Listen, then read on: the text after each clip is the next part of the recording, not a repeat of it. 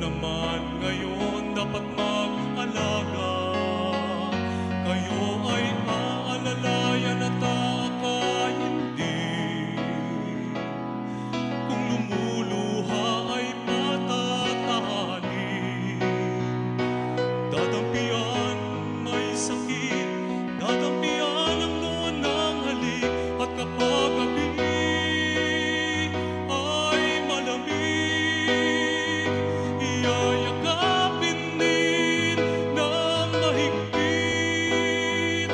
Ipapanalangin at kukumutan ng pag-ibig.